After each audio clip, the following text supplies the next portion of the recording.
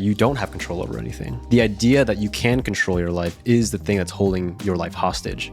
To really have control over your life means to accept that you have no control. Hey, you're tuned in to the Mike and Maddie Show, where we have casual conversations, breaking down science, and exploring our creative journey so we can all learn how to improve our lives. Today's episode is all about how to regain control over your life. Because for most of us, at some point in our life, we start to feel stuck. We start to feel unmotivated and that we have no control over the things around us. We talk about why certain people might feel this way and how that differs from person to person. And then we talk about strategies for overcoming this belief and actually regaining control over our lives. So calm your mood, clear your mind, and enjoy the show. All right.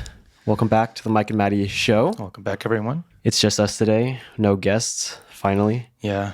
I kind of like it better that way because then the table's not so cramped. Yeah. It's kind of nice to just chill. Yeah. Just the two of us. In South Sudan, just hang out and talk. But anyways, this week's topic is something that's I've thought about quite a bit, especially these past few years. And maybe that's just a result of being in my late 20s when I'm trying to figure out my life. But we want to talk this week a bit about how to regain control over your life. Because I feel like so many people, especially in their 20s, when they're trying to figure everything out, they lose sense of who they are individually. And also just like they feel like they don't have a sense of control over their life, over what they want to do. And I think it's just a real problem for a lot of young people, and figuring it out is sometimes an excruciating process, and a lot of people never figure it out. Yeah, I agree. But I mean, it's kind of philosophical, but like no one can really control their own life, right? Like, what do you mean by that? I guess we have to start defining things. Yeah, life is not really in your control all the time. Actually, that the fact that you said that's actually one of the very first realizations I had to arrive at. To quote unquote take control of my life again. And it's the fact that you don't have control over anything. The idea that you can control your life is the thing that's holding your life hostage. That's restricting your ability to do the things that you want to do, to take the actions you want to, because you feel like you're always struggling for control. What I've come to realize is to really have control over your life means to accept that you have no control. And then it's just liberating. You know? Yeah, I think there's like two ends of a spectrum for that. There's like you feel like you have no control, so you let go and you live in the moment, or you feel like you have a lot of control. But the bottom line is you feel. Like however you go through life, it is all about how you feel. Sure. And that's all that matters. But I guess to move forward, I think the first thing we should do is kind of define like what does it look like if your life is out of control? Well, first, like what decisions matter? Hard to say. I think, honestly, this is just me being like a super gung-ho self-improver, but every single decision that you make. Yes. Like there's so many decisions that we try to offload to other people. There's so many decisions that we try to automate, within our business, within all the people helping out on our team. So like, to me, there's a sense of some decisions matter more than others. And some decisions require a lot more time and a lot more like mental effort. Some decisions have way more consequences. So like, yeah, what does it matter? The reason, why it matters so much, I think Dr. K had a pretty good example to describe this, but he kind of compares, as we also compare life to a video game, where every single day you wake up and if you think about like a mana bar, a mana pool that you have, every action and every decision that you make is going to drain a little bit of that willpower, that mana pool that you have every single day. Yeah. And if these tiny, minuscule decisions that shouldn't, like you say, have a lot of consequence, are taking up a lot more of that mana, then you're not going to have enough energy to make those more important decisions and then actually move your life in a direction that you want. Like if you run out of mana before you can make an important decision, that decision is going to get put off until tomorrow. And these decisions are just going to stack and stack and stack. And if you don't have some kind of strategy or a way to make decisions without requiring so much willpower, then it's just going to be more and more difficult. And you're just going to feel like you're going to feel like you fall further and further behind. Decisions being something as simple even as like, what am I going to wear today? Back when I was in high school, there's a story. Back in high school, a couple of my friends, you know them, they're my best friends, but we got really, really into fashion. We're trying to get into fashion. You know, we're like 16 years old and we're Right. figuring out like what's hip, what's not hip. Like we don't want to be, because like back when you're in high school, like identity is so important, and people are trying to be like, oh, like we're not the jocks, you know, we're not the nerds of the campus. Not the We're goths. like, you're exactly, we're not the goths, but we're like, we were like trying to be like the hip kids, you know, the kids who are like counterculture Yeah. a little bit, and with that comes a lot of stupid, but I like remember that period. Your hair was like super long. yeah, I had like Your hair was longer than your shoulder. yeah, I had long hair. I had like a Jedi ponytail for a little bit. We were just trying to be like, we were just trying our best to be very weird. And for some reason, with that like goal of being weird, there was a lot of mental responsibility, no matter how dumb it is, to achieve that identity. And every single morning before I went to school, I'll be like, ooh, what should I wear today to like fit that identity? And sometimes like, this sounds like the lamest thing ever, but I would change my outfit like 2 or 3 times in the morning. Sometimes I was late to class because I would care and freak out so much about like, am I going to wear something that like people will see me in this way that I want to be seen? You had that much clothes? I didn't really. You didn't have that much clothes. Like, what thing- should I wear? the thing with my amongst, friends, the 10 though, is- things I had. The thing with my friends though is because we were kind of into it, so we would actually trade clothes a lot. Oh, that's right. I remember you guys. Yeah, yeah. You guys traded a lot. We would so like at any time I would have like 5 pieces from Austin, Yeah, or like a I few remember from that. everyone else. We'd all kind of like mix match and like because we would play this game together when we'd Yeah. all get together at lunch and we'd be like, who rocked that fit better, like this week or last week, something like that. You know, like who wore that shirt better out of the group. That I kind of remember stuff. borrowing your clothes too, and I was like, when did you get this? I was like, oh, that's Like, not mine. Where was that other shirt that I liked? Oh yeah, and then we were just like, Because we're the same size too. yeah. Well, I think back then you were like way bigger. You were already in college and you had been like lifting, so you were is like, like- bulkier than me. I was like kind of a skinny, scrawny Oh, kid. yeah. But I probably could have fit your Some clothes. jackets and stuff. Yeah. But anyways, what I was trying to say with that is that even like a decision like choosing your clothes back then, which is an inconsequential thing now. Like nowadays, like sometimes I see you wearing you wore the exact same thing today as you wore yesterday. you Or know? so you think. Maybe I have like multiple things. Sure, that maybe look exactly the same. Exactly. But the fact that you see that's what I mean. So like you were able to make a decision that you were going to wear something, the same thing, regardless of whether it's exact same piece of clothes or the same look. Yeah. Like you don't have to put any more mental bandwidth into that in the morning. That's preventing you from focusing on other things that you want to do. Yeah. So I guess that's one example of how I mean by how your identity or how you want to be perceived, that has control over your day and over like what you constantly think about, and you can't make decisions that actually matter. Like, because now I look back on it, like it was so dumb that I spent that much time thinking about my clothes. But back then it felt like the world, you know? Okay, so defining your level of control of your life basically comes down to your decisions, your values, your identity, I Right. guess. And when your life is out of control, then you don't feel like you have decision-making power, or you feel like your life is Meaningless almost. I think there's a specific term in psychiatry that they use to describe people who just have no motivation at all. Or is it anhedonia? No, that's when they don't have they can't find Feeling. pleasure or feeling from doing things that they used to, right? I think it's kind of the same idea, actually. Anhedonia, I think, is the right word I'm looking for. okay. Where things that you normally would enjoy doing, you just find no pleasure from it anymore. And if you think about motivation at all, we get pleasure from doing things when we want to, and two, like we can see progress from it. And if you're doing something and if you're doing something because you have to do it or you feel like you're being told to do it, then you're just never going to get as much pleasure from doing that as if you're the one in control saying, I want to do this thing. You know, like if someone says, hey, you have to make me a cake tonight because it's my birthday, you're not going to enjoy that as much as if you're like, I really like this person, I'm going to make them a cake, you know?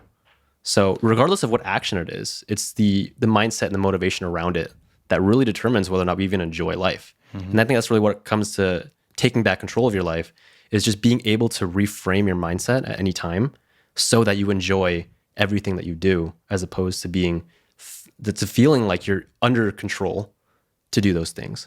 Yeah, that's a dilemma that a lot of us deal with when we are told that you should become a doctor and you don't really want to do that. You want to pursue something else. How do you take control then? What are the steps? Because it sounds like to take control of your life, you basically have to change your mindset because your life is going to happen regardless, and you can decide to be happy and live it, or you can just let it go by and be totally Well, let me ask you. detached. Let me throw this question back at you then, because I know very distinctly that we've talked about this before, but has there been a time in your life, where you felt like you had no control? Very recently, I felt like I didn't have control. It had to do with my career. I felt like, well, basically, I was working full time in the hospital, and my schedule felt like it was out of my control. Every single time I wanted to spend time with family or go on holiday or something like that, or like just be at home for Christmas, even that was not possible. Right. The only way to make that possible was that I have to go out and like ask my coworkers, like, hey, do you want to switch? Do you want to trade? And most people wouldn't want to give up Christmas. My schedule was not in my control. My actual day-to-day hours were not in my control. Like I have to be here at this time to see these patients. Right. In the hospital, a lot of the patients are not well. Many of them are like actively dying. So I have to be there at certain times. And overall, it's just all of these things just compound into like your happiness. And I just felt unhappy, partly because I felt like I had put in so much effort and so much work getting to that point, and I had a certain expectation, and it didn't meet my expectations. I kept going through med school and residency, and people kept telling me, yeah, it's going to get better on the other side. You're going to make a lot of money, and you're going to, start being happy. But like all those areas of my life, like my time, my happiness, my relationships, like everything was just not doing well. Because I felt like there were so many aspects of my life that were out of my control. And that's when you and I guess we sat down and thought about this very deeply. And then all of that compounded with like the sunk cost fallacy. Like we spend like 10 years of our lives studying for this very job that I thought was like my dream job. But yeah, that was a point in my life where I felt like I didn't have control. And like on the outside, it was like you don't have control of your schedule, you don't have control of your time. But on the inside, it was more, I didn't feel aligned with my values, and I didn't feel aligned with my identity, I guess. I guess that's what it came down to. The things that I was doing, people were just telling me to do, and I was not choosing to do them. Right. So, yeah, I guess you're right. Everything we talked about so far is about identity and about choice. So if you were, let's just say, hypothetical situation, that you had next month, you had to go through residency again. Sounds pretty bad, obviously. That sounds terrible. If you had to go through, you have to. Okay, like, this is like what you're doing, what you're going to do. How would you approach it differently so that you weren't so miserable? Because there's a lot of people who feel stuck in their job, but they don't know what to do about it. Yeah, that's a hard question because I feel like a lot of people are stuck in their jobs. They are stuck in their job. When I started residency, I basically, like, so many of my eggs were in the same basket. Like, if I didn't go to residency, I felt like a lot of other things were going to go wrong. But also, I didn't have any skills to do anything else. Like for you, going to residency was not an absolute, right? No, I didn't start yet. I mean, you like had skills to do some other things. Yeah, You had no one depending on you. No, I'm lucky You didn't that have a family. I don't. Yeah. Like there's so many people with that, with all those things, and they, I guess, even though they like got married or they have kids, they lose a little bit of control because of those things. But they chose that. That is part of their identity. That's the part of their values. Yeah. For someone who is stuck or in a career or a position where they necessarily can't leave, how how do you think they can at least reorganize their life in a way that gives them more control and thus makes them happier on a day-to-day basis? If you can't control what you have to do, you can still control how you feel about doing it. I mean, that's probably the quickest and not easy, but that's probably the quickest thing to do. Like saying, instead of I have to do this, you say I get to do this. Something as straightforward as like you need to get out of bed at 8 a.m. To go to work. You need, like, the simple thing is just you need to get out of bed. But if you kind of think about it, there's a lot of people who can't even get out of bed. You know, some people have no legs. Like, they can't get out of bed. They have to be allowed to get out of bed by someone else helping them. Or like some people, they have no bed, you know? Okay. They just live in the street. Okay. Like, there's this, you gotta reframe the whole situation of that you get to do this, that you have the opportunity to do this. And when you look at that, I guess that's gratitude, right? You look at that, that is how you can find an internal source of motivation. Don't think about it like, oh, someone's making me get out of bed at 8 a.m. to go to work. My boss is gonna like fire me if I don't. Like, just think about it as I get to get out of bed to go to work today because I get to earn some money and I get to spend it on things that I enjoy and support my family. Like, that's the easiest thing you can think about first, is a lens of gratitude. Yeah, I think that's a really powerful and pretty underrated strategy to enjoy life, or the everyday experience of life, just a bit more. I think it gets a pretty bad rap on the internet. Because a lot of people, like, when they hear someone say, "Oh yeah, you practice gratitude," they like this kind of like eye roll. You know, it's like, "Oh god, like again." And I hate that it has that connotation. Maybe we have to like coin a new term for it. You know? Gratitude. Yeah. Why does it have that connotation? I don't know why. Because it's such a powerful idea that has actual science to back it up too. Yeah, there's science to it. There's a lot of science behind the power of gratitude, but it just gets a really bad reputation. I guess the first thing I envision when someone says gratitude is like, I think of like these posters. It's like gratitude, or like live, laugh, love, happiness, gratitude, something like that. You put in your kitchen or something. Maybe that's why, huh? Because it just has like a very cringe connotation. Yeah. In terms of like the way that it was branded publicly. Yeah. Which is a huge shame, because I think it's really powerful. It's the same thing with motivation, same thing with self-improvement. It's like gratitude will mean something to you when you discover yourself. You can't just like force gratitude on other people. You can't just like go around the street and like trying to like convert people into gratitudeism or whatever. Like, that's why I feel like so many of these terms get a bad reputation, is because you try to force it on others. But sometimes you just gotta let people discover it for themselves. Gratitude is one of those things. I agree. But then it also kind of goes back to what we're talking about, identity. Because the people who are sharing gratitude as that kind of woo-woo, live, laugh, love idea, the people who are creating that probably don't feel like it's cringe.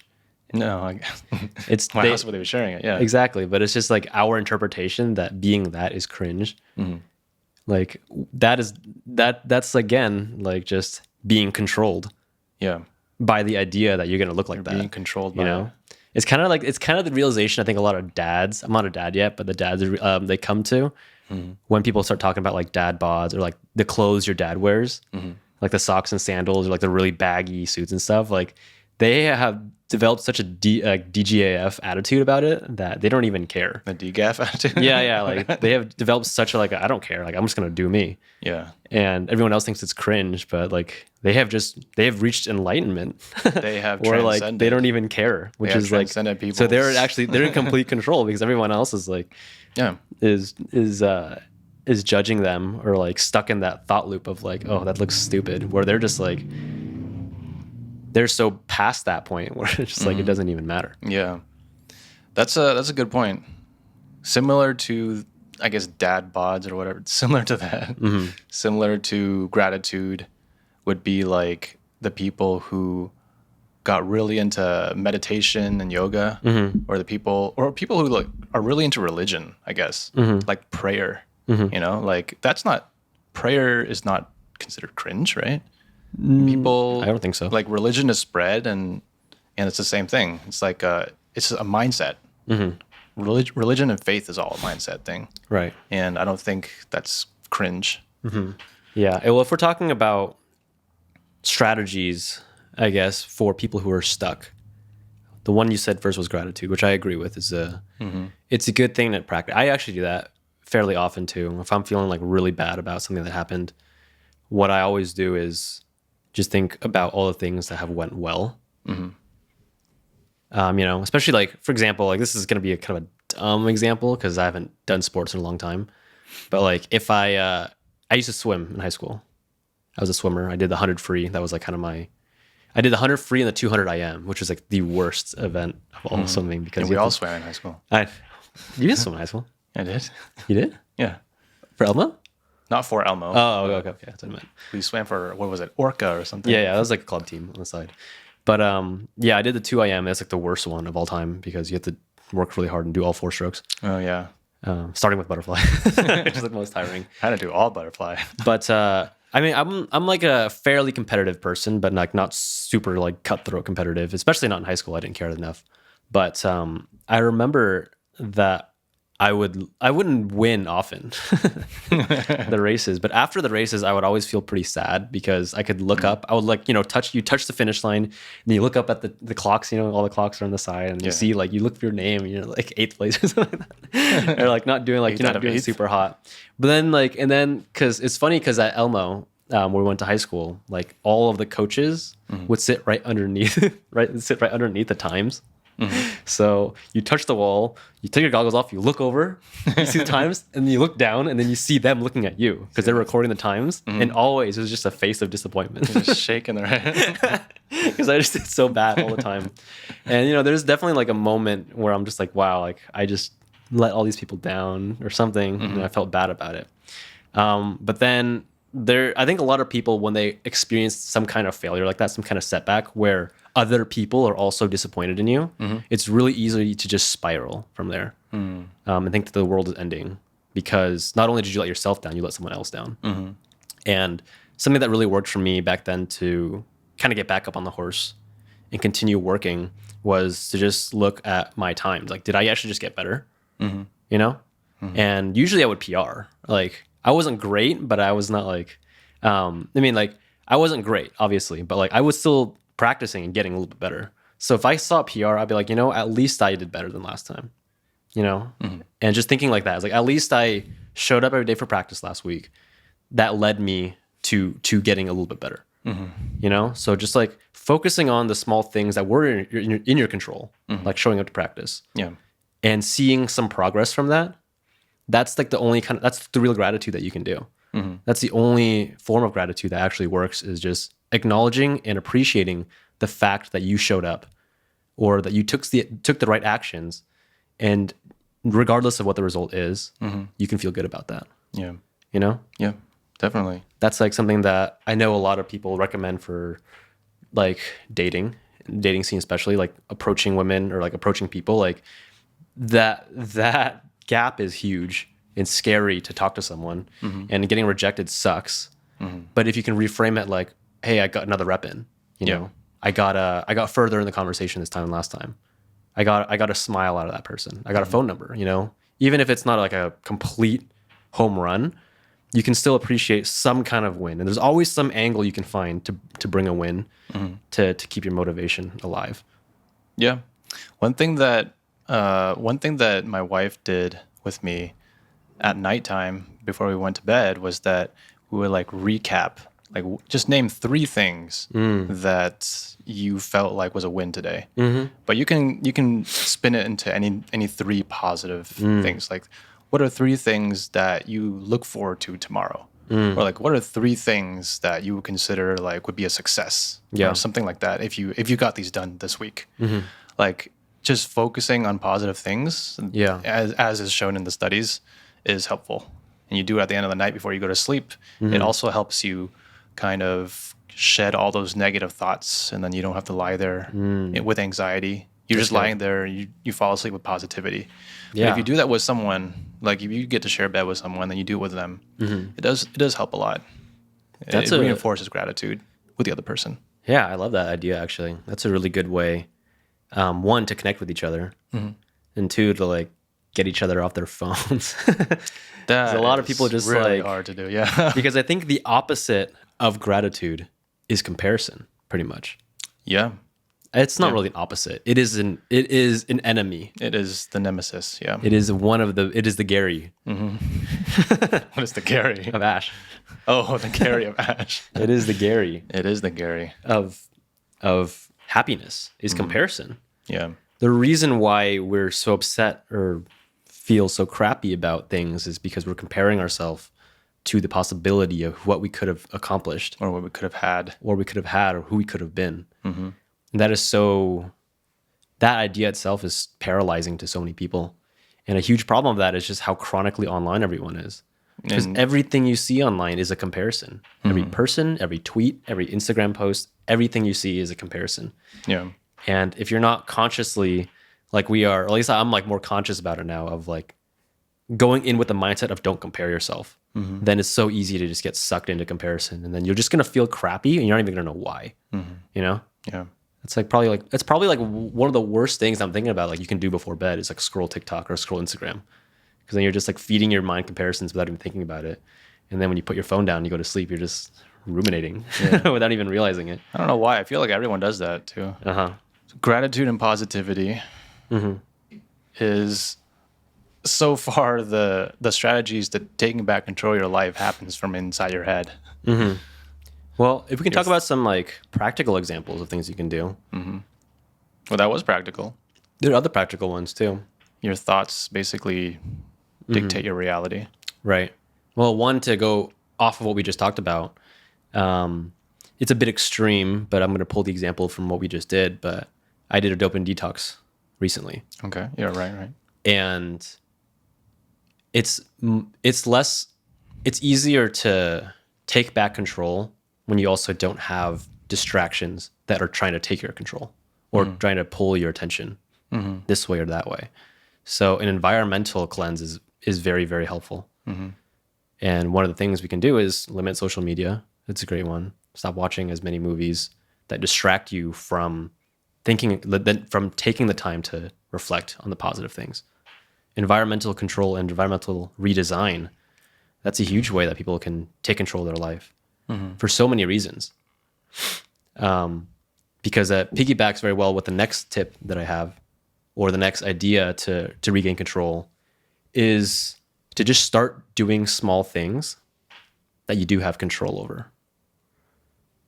So what I mean by that is, one idea is just start being more honest when we talk. Start telling the truth more.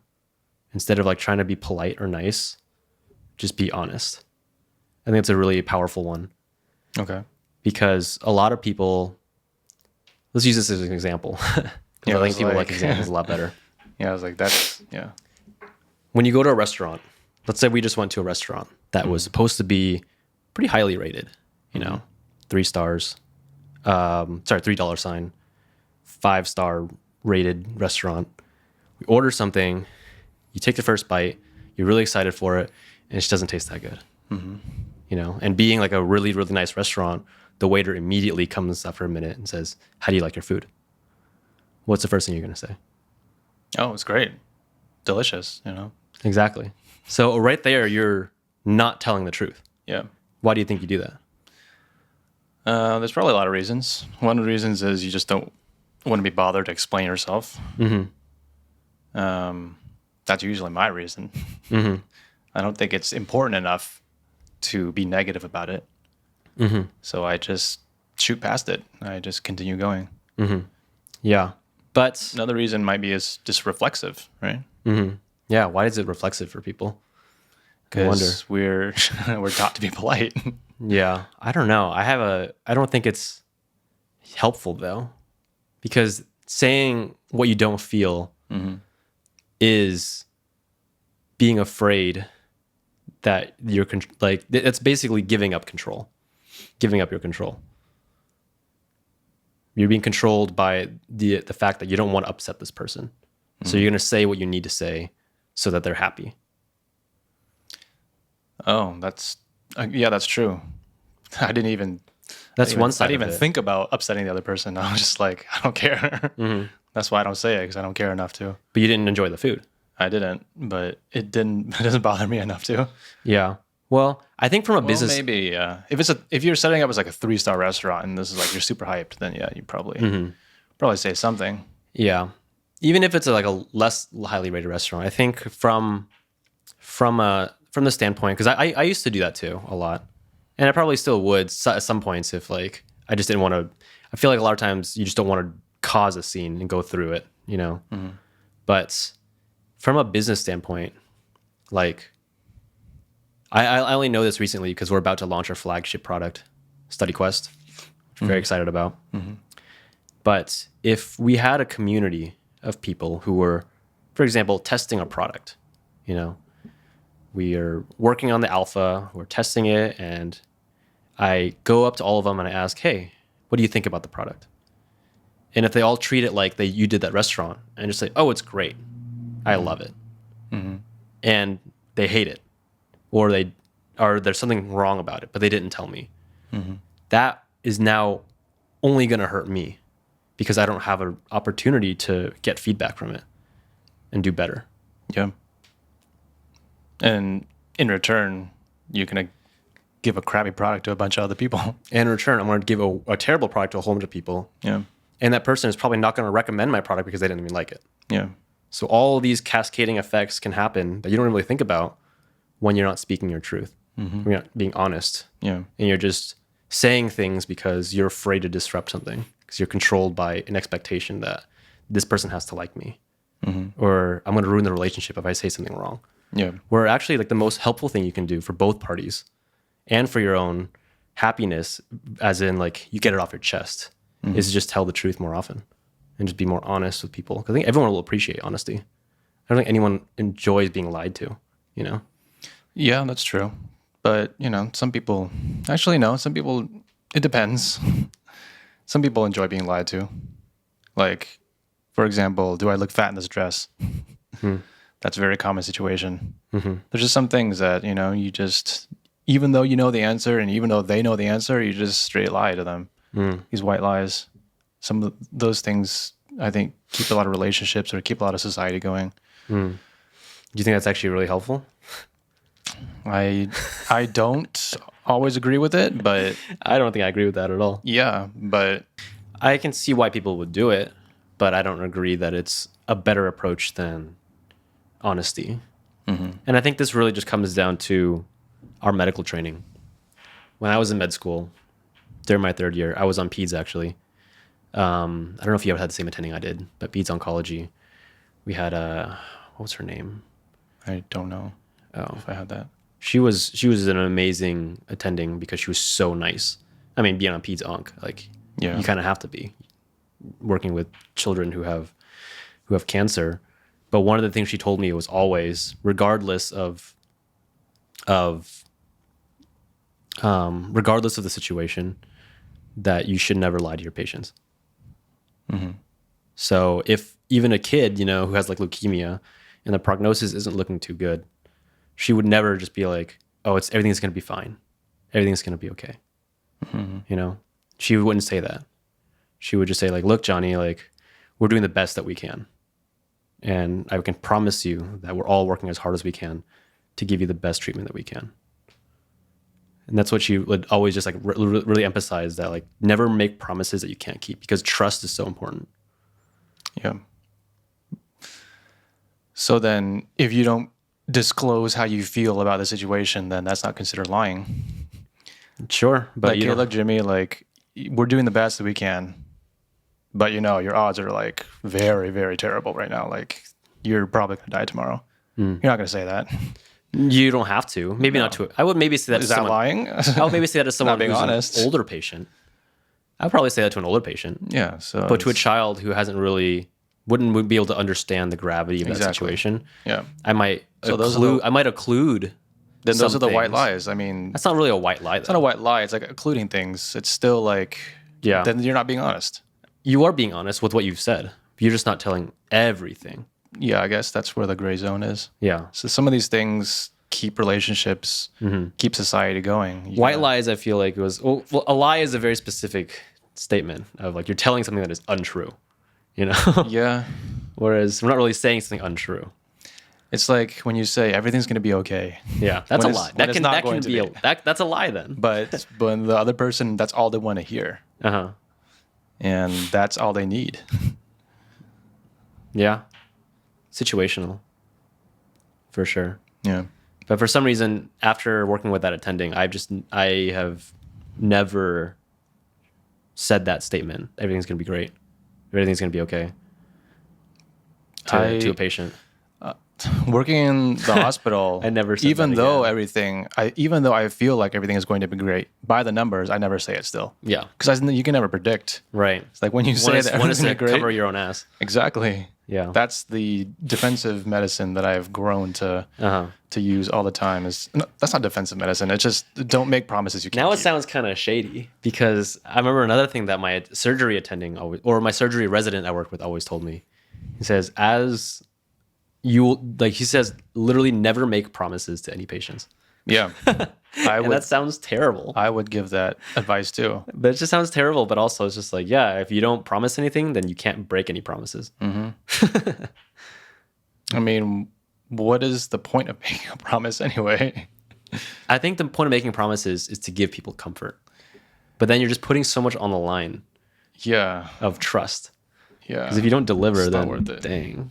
But if you do You can- deliver, you can comfort them in other ways. if you do deliver, then trust probably builds faster. Yeah. But it's just not worth it. If it doesn't the payoff isn't worth it. The more you're able to just speak your truth, get things off your chest, that is in itself is you taking ownership of making a decision that you have control over. That's you being in control. That is you being in control and you making a conscious decision where you are in control. And the more you can do that with decisions like speaking like that, or anything in your life where you have control, you're making conscious effort and you're doing it, like you're making a decision for yourself, those are going to build up and build up. And then making those other decisions where it might feel more scary, it's just going to be a lot easier to make, because there are so many people I know, even myself, a long time, I used to be terrible at making decisions about anything. You know, I don't want to throw my girlfriend under the bus, but she's so bad at making decisions. Like about even the smallest things, like, what do you want to eat today? I'm Can't even make I'm a bad decision. at that too. You know, it's like we go to a restaurant, she's like, oh my God, I can't make a decision. I'm like, well, look, babe, just get what you like. Like the first thing that comes to your mind. I think it's just like a personality thing where like It is a behavioral psychology thing. there are people like her. I think our sister's like this too, where they can't go to a restaurant or they can't order something without first looking at the reviews and seeing what has been highest rated, so that they have someone else's decision Yeah. to make a decision on. Yeah. Deep know? down, it's just they're afraid of failing. Exactly. They're afraid of making the wrong decision. I know, but it's just the funniest thing to me because like something as inconsequential as just having a meal, which you do 3 times or something a day for the rest of your life, Yeah. how that can have so much power over you to where they can't make a good decision. Like if that's hard enough to make a decision about that, then making a decision about should I leave my parents' house is going to be impossible, you know? Yeah. So just getting good at making confident decisions for yourself it's a game changer in terms of taking control of your life again. I agree. That's part of it. I think the other part is changing your mindset about the decision. Because this is me too, and probably our sister. But let's say I want to pick like the best meal like from the menu to eat. And I picked the best one, right? Like, so let's say it's the objectively, everyone says it's the best one, and I picked the best one. I will still sometimes feel like, did I pick the best one, or is it another one on the menu that's better? Buyer's remorse. Buyer's remorse or whatever. It's just like me constantly thinking, like, it's just how I feel about the decision. It's not about the quality of the decision. It's just me choosing to be anxious about maybe there is something better. And not like being happy, not being present. So it's part of it is a decision-making framework. The other part is having a mental having a different mindset about your decisions. Yeah, that's interesting. It's like how almost like closing the loop after the decision is made, Yeah. as opposed to letting it stay open and continually bothering you. Yeah. Because I remember because I remember for a while I was like I couldn't make a decision because I wanted to avoid that anxious feeling of buyer's remorse. So I just didn't want to make a decision. Right. I don't want to do it because then I know I'm going to be upset or sad. I know I'm going to make the wrong decision, so I make a decision. But that comes with some mindset shift. I think to get over that feeling of buyer's remorse in any capacity just comes down to what I said of making more confident, conscious decisions, and then seeing that after making enough of them, that no matter what decision you make, you're going to be fine because you have the confidence in yourself to make the best out of the situation. You know? Like an example would be for our business. A long time ago, this is maybe like a year ago almost, we were debating whether or not we should go with like this one agency versus this other agency to help us plan a better YouTube strategy so we can grow our channel. Probably the best decision we ever made was to get a strategy team, for sure. Because it opened so many doors and also like solidified that, yes, we're taking this seriously. But there was a lot of back and forth between which one we should go with. And we were like, should we go with the more experienced ones or we should go with the cheaper ones who seem cool? Like, well, I went back and forth. But for some reason, after we made that decision, I didn't really have any buyer's remorse because I knew that regardless of what decision we made, we're going to work hard and we're going to make the best out of it. Yeah. And so I think having that mentality and having confidence in yourself that whatever decision you make, you're going to be fine because you're in control of how it's going to play out. That has a big impact too. And that just comes down to with confidence. Yeah. The more you've done it, the more experience you have that, you know, I can make the best out of the situation, then you're going to be happier and you're going to have control over that. Yeah. I love that you mentioned that too. It's confidence and it's taking responsibility. Responsibility. Yeah. It's taking ownership. Yeah. Because like going back to your food example, let's say I picked a dish that was just disgusting. I could still enjoy it maybe if I added some like sauce or salted a bit or add some, I don't know, salsa or something like that. Or there's something you can do. You can take ownership. You can make that dish better. Same thing with the example. Or you could just tell the chef to make it better. Or yeah, you could, but it's on you though, you know? Yeah. It's like when you make a decision and you feel bad about it, you're just like letting that decision destroy you. You're letting that negativity own you. Right. But Well, yeah, you feel powerless. exactly. It's a terrible feeling to back feel to like you're powerless. Exactly. When you feel like something else is owning you. But then also back to the example you used with the two agencies, it didn't matter which one we went with, we were still going to put in the work. Right. And we knew that we were still going to succeed no matter what. It didn't matter which one was more experienced, which one's more expensive, it didn't matter. So that was us just taking ownership. Yeah. So having confidence, like you said, taking ownership of your decision and feeling positive and feeling good about your decision. Those three things, when it comes down to making tough decisions, those three things can give you control. Right. And yeah, I like how you mentioned I guess I would even say it's not even so much about feeling good about your decision. It's more knowing that you are going to be happy regardless of the decision. Like it's interesting. It's also really interesting because people can be at different stages of control for different decisions in their life. Like for the food example, like sometimes that's really hard to make, but maybe for something else in their life, they're really good at making that decision, you know? And so having like a framework like we just talked about and applying that to every decision that you make, that will improve all the decision making that you can do. That's why frameworks are so powerful. Yeah. I guess, because now I'm thinking about like, if I'm thinking about my girlfriend again, she's really, really, really good at going with I think a lot of people will say like they're good at going with the flow. I think your wife is the same way. That we're like, regardless of the situation, they won't complain about it. You know, and they're always there to make the best out of it. And I think that in itself is a very powerful trait that people need to adopt more into other decisions in their life too. Not necessarily just the ones where you're in social situations. I totally agree. How do you currently feel about the control you have over your life? I definitely feel very positive. I don't think I've felt so much. It's really funny because our business is so hard to predict. And we have no idea what's going to happen, and compare that to like the path that we left, where it was so predictable. Like despite business being like, I have no idea like how to even do this and how to succeed. I'm just going to do it anyway. Despite that feeling, I still feel like I have more control doing business than I did being a doctor. That's like such an irony. But I think it comes down to what's going on in my head. It's like when my life was out of control, mentally speaking, I could not pull myself out of bed. I hated every day. And when my life is in control, like right now, I feel like it's in control mentally. I cannot wait to get up.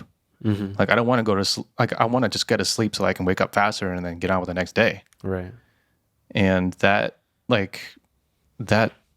guess it's internal motivation. It defines everything.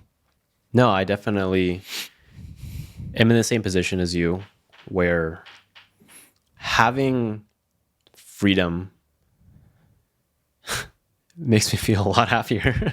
Yeah. Simple as it is, Freedom. you know? Having no ties to any physical location in terms of work, physical location in terms of school, any time restrictions in terms of like having to be somewhere or do something. Autonomy.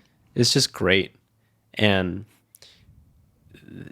like lifting that off my head just allowed me to, I don't know, just be a lot more present, be a lot happier, and just like, yeah, it's weird because I feel like I'm painting a bad picture of medicine, because there are a lot of doctors who are very fulfilled with their work. And We're not, just to be clear, we're not saying that entrepreneurship is the path. Everyone's definition of freedom is different. Our definition, I mean, entrepreneurship gives us freedom, but to someone else who doesn't like entrepreneurship, Right. it is such a weight. Yeah. You stay up all night thinking like, where's my next meal coming from? If you're like making no money and your business is in the negative, like a lot of people, they just like to go to work, and once they're done with work, they go home. They don't want to think about anything. Like they don't want to think about any of the work. Right. But we're thinking about it 24/7. Yeah, I guess that's a difference that I'm glad you brought that up, is that different people are controlled by different thoughts. It's all about your thoughts. And I'm just really lucky. I'm really lucky that one of the thoughts that's never invaded or crossed my mind was, how am I going to make money out of this? Because for some reason, and maybe this is just good parenting from our dad, but remember when we asked him, he was like, so did you ever think we weren't going to succeed? Or did you ever think we're not going to be successful? And his response was just like, no, I had never had a doubt that you guys are going to be great. You remember this conversation? Yeah, I remember it. He was just like, we were like, what if we didn't make it? What if we didn't graduate or become doctors or didn't do something? And he's like, no, I had 100% confidence and faith that you guys were going to crush it. Paraphrasing a little bit. He said it like, he does not use the word crush. Yeah. What are you talking about? Paraphrasing a little bit, but he basically just said that he never had a doubt that we wouldn't succeed in some way. And I think just hearing him say that just gave me so much confidence that no matter what path I took, whether it be entrepreneurship or continued in medicine, that money in the future was not going to be an issue for me. And maybe that was, and it didn't feel like a white lie. Like he was honest, you know, that was his absolute truth. And just hearing him say that, it alleviated the fear of, am I going to have money to continue doing what I'm doing? That never crossed my mind really again. And if you remove that from the equation of whether or not you want to do entrepreneurship or you want to do medicine, that is like the reason why you take a job that's stable, is because it's financially stable. But if you remove the money aspect from the equation, then obviously I'm going to choose the one that I have more freedom in, you know? Yeah. So I feel way happier at this point. And I was just really lucky that I had that option. Or that privilege. Exactly. Yeah, that privilege. Definitely, it's a privilege. But if I was still thinking about where's the money coming from, then I would definitely had a much harder decision leaving a very stable career. All right. Well, yeah, that was fun. And we will see you all next time. Memories are fresh on my mind.